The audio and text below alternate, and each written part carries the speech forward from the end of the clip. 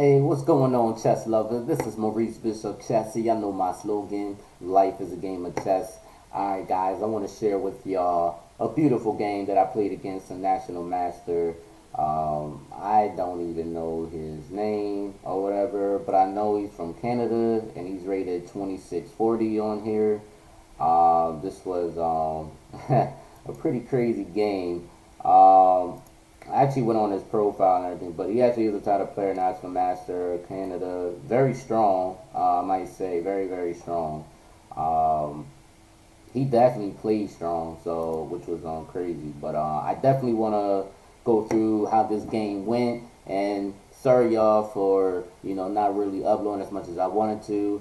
I've been busy with work, and also guys having to go to my cardiology appointment due to my heart. So a lot of things going on. But I'm back and I'm trying to do more. Just bear with me though. I'm definitely going to try to upload more stuff as possible as well. So without further ado, we're actually going to get started on this video right now. Obviously, I played e4. My opponent played d6, d4, e6. It was kind of crazy though because I thought he was going to play like the perk, but he played e6. I wasn't really sure what he was going to play, and by him going e6, I was pretty sure he wasn't going to go g6 at all. But then again, I don't know. I go knight c3, he goes knight f6, and I go h4 automatically. And I still was thinking maybe he might go g6, I don't know. But I just went h4 because, I just want to attack. He goes bishop e7, and I hit him with g4. Now, guys, with positions like this, man, I went g4 because this is just... this is just something that I just like to play. It's very aggressive, and it could do a lot of damage. If you're not too careful, you could fall into a lot of traps. But he actually castled. I was pretty shocked. He actually castled. So I go g5, knight f b7. I go knight f3. He goes c5. Just breaking into the center and everything. I decided to go bishop e3 because, again, guys, I want to develop my pieces. I didn't want to do too much exchanging. I just wanted to develop as much pieces as possible and try to start an attack. And at the same time, guys, not try to rush everything, He goes knight c6. All right, so he's putting pressure on the d4 square, obviously this pawn. Again, I still didn't want to take at all because he can still take back with the pawn. Leaving the d file open. It's not bad for black, and it's not bad for white, but I feel as though black will get a slight advantage with that. It's not something that I wanted to do, so I just went d5. I just try to close up the position, or at least try to close up the position as much as possible. But he actually takes, and I go knight captures d5, so I get this beautiful knight d5 post. He goes knight e5, I go bishop e2. And he takes, and I go bishop captures f3. Now, I'm thinking maybe knight e5, which I thought that's what he was going to do. But then again, I don't think he liked this knight on d5 as well. So, which is why, I can see why he goes knight b6. The plan that I did thought about doing was knight c3. But again, I'm like, I want to castle as far as possible, like as fast as possible. I want to castle as fast as possible and not try to move backwards. I feel like I would be moving backwards if I go knight c3, especially because he has one piece that's not developed. Pretty much all my pieces developed, but he is castle kingside. His king is kind of safe in a way, so I just go queen e2, guys. That's all I go queen e2. He takes, I take, bishop f5, I castle queen side, he goes b5, trying to get a pawn storm going on my queen side, and I go bishop g4. And the reason why I go bishop g4, guys, because right now this bishop on f3 is not really doing me any justice. It's not nothing that I could really do, and the principle is if your bishop or any piece is not really being active or doesn't really have any squares to go to or have limited squares, you need to get rid of that piece like ASAP, like as fast as possible. So that's the principle I live by, which is why I went bishop g4. He takes, I take, and for all y'all don't know, another thing is if my opponent decides to go bishop g6, this would be bad because of h5. And then if you try to go e4, I do have f3, and the bishop is pretty much trapped. So which is why black actually took. I take back, queen a5, I go king b1, you know, protect the a2 pawn. He goes c4. I can see why c4, just trying to get some attack going. I go h5, he goes c3, and I go b3. And the reason why I go b3, I'm not really scared of queen a3 because I do have bishop c1 guarding this b2 square, so I'm not really too frightened by it. So I'm pretty much good. And then the queen is right here, so it's not like, I mean, the queen will literally have to move back to c7 in order to start moving more pawns down in a4. So, and that's the reason why I went h5, because I'm like, I could probably get the attack a lot quicker than he can. So he goes b4, and I just go g6. I feel like my attack is a lot greater than his. So he goes f5, and I go g captures h7 on check.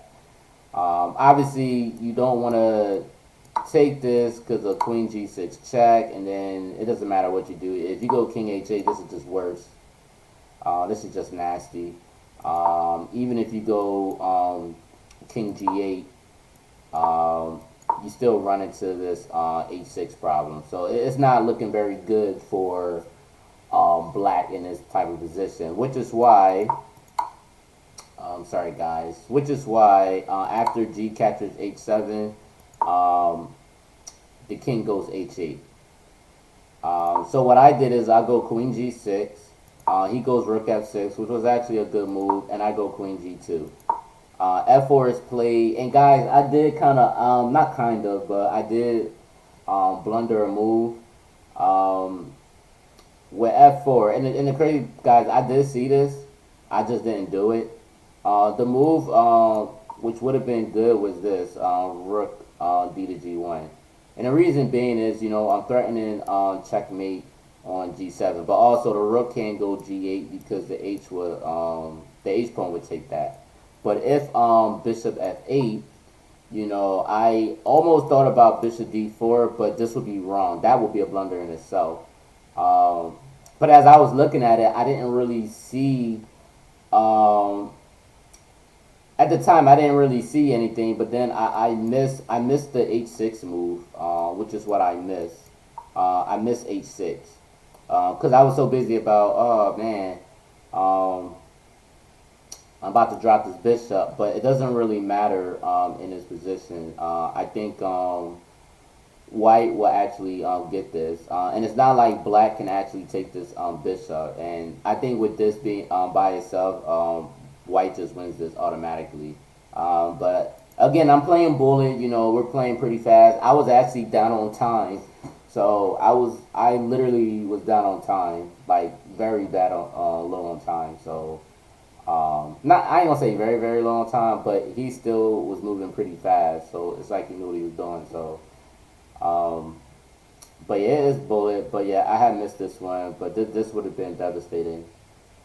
But yeah, I actually went bishop c1 to prevent, because I was so nervous about this queen a3 and all, and I forgot my threats were a lot greater. My threats were a lot greater than his. You know, so I went bishop c1. He goes rook b8, and I thought he actually blundered on that part. I thought he was gonna go queen c7, just to get this pawn rolling. That's what I thought that he was gonna do, but he didn't do that. I go bishop catches f4. He takes. I take. Bishop g7. I go rook d to e1. He goes queen a3, and I go queen c1 to prevent the b2 on the checkmate. He doesn't want to exchange the queens because he still want to put more pressure on my queen side. So I just go rook e7. I kind of thought maybe he probably should have took. I'm not really sure, but I don't know. But I go rook e7. Because eventually I was thinking maybe I could somehow sacrifice his rook or something, and that was something that I was thinking about. But he goes queen captures on d5, and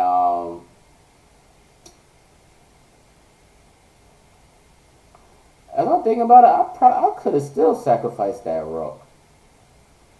I don't know why, guys, but I think I could have still sacrificed that. Rook captures. If the king takes, queen captures h6 check. Oh yeah, I win this game. Wow. Yeah, guys, I could have won this game. I missed the rook capture g7. I could have still did. The crazy part, that was the whole point of me going rook e7 because I wanted to sack the rook.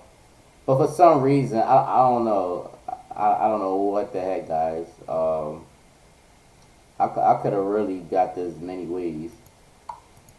But yeah, after rook captures g7, the only move that he probably could only do is queen captures h1. That's probably the only thing he could do. And then I'm taking this because if you don't do that, if you don't do after that rook captures. Oh, I'm sorry, guys. I'm gonna go back because after that rook captures g7, that's it. Like ain't nothing you could really do after that. Yeah, man, this is just really bad. Again, if you take, queen captures h6, this is over. Even if you go king h8, this is checkmate. So even if you do go f7, yeah, man, this is pretty bad. Cause then I could just promote. Yeah, white is dominating. White is gonna win. But anyway, guys, I didn't do that. I screwed that up actually. But at this moment, guys, I was really down on time, like time trouble and everything. So it was pretty crazy. So, but yeah, instead of doing that, I actually went rook h to e1, trying to threat some mating patterns and stuff. He goes queen c6. I go queen f4, rook f8. I do go rook f7. Still trying to threat mate. It's not made already, but it would be soon. He takes, queen captures f7, and this is the crazy part, guys. In this move, I pretty much now I don't know. I understood mating pattern in this position. I can't remember what book I even seen is that though. But when you have a pawn on h7 and you have a queen and you have a rook with a bishop right here, there's always a mating pattern. Because obviously, guys, as y'all can see with y'all eyes and everything, y'all see that I'm threatening queen g8, right? But when you're in a position like this where black doesn't have a rook and black is only playing with just a queen and a bishop, but you have a rook, you have a major advantage. My opponent, he actually did a blunder and he actually took this pawn, and because he took that pawn, I hit him with rook g1, and it was pretty much over after that. Because there's no way you could stop this mate at all. Like you can't. There's nothing you could do. Obviously, he went to try to give his queen away. Obviously, guys, I was low on time, but I think I was at 6 seconds left. I just go queen catches on b7, and obviously, guys, I could have just did rook catches g7 check and then checkmate, but I don't know, guys. I just did this one. Queen captures b7. It don't matter which way I go. Either way, he can't get to none of these files, and a bishop is pinned. You're gonna get checkmated either way. As simple as that. But the thing is, there was a move that he could have did, and literally, guys, if he would have just thought like a few more, if he would have thought like a few more minutes, he probably could have saw the move. Yeah, as you can see, guys.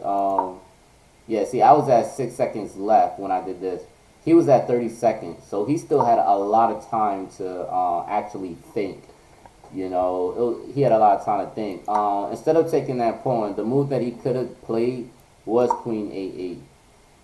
And the whole purpose of this is, remind you, I can't go rook e7 because of this back rank mate right here. He has this back rank mate where, I can't stop this rank at all. So, this will be checkmate, right? But if I decide to go rook g1, You know, he could protect his mate by going queen f8. You know, and he actually would have probably beat me on time or whatever, things like that. But yeah, it didn't happen. He should have, with 30 seconds, he had a lot more time to think, whereas I only had 6 seconds left. But I did saw that mating pattern right there. Um, so remember this, guys. If you ever get a similar type of position like this, remember, um, if your opponent's right here and your opponent take that pawn on a7, you do have that rook g1 where you're threatening checkmate, and there's nothing that your opponent could do in this position. You know, nothing at all. All right. So, guys, I hope you actually enjoyed this video. Definitely like, share, comment. Let me know what you think. And also, guys, if y'all have any other content that you actually want me to put out, you know, whether it's more Elshad, whether it's more Black Lion, whether it's whatever opening or whatever game y'all want me to analyze, whatever it is that y'all want me to put out, or whatever it is that y'all want me to talk about on the channel, definitely drop a comment below and everything, and I would definitely make that or create that content and upload it to my channel. Alright, so without further ado, guys, peace out. And also, guys, before I go, don't forget to hit the subscribe button. Alright, guys, peace.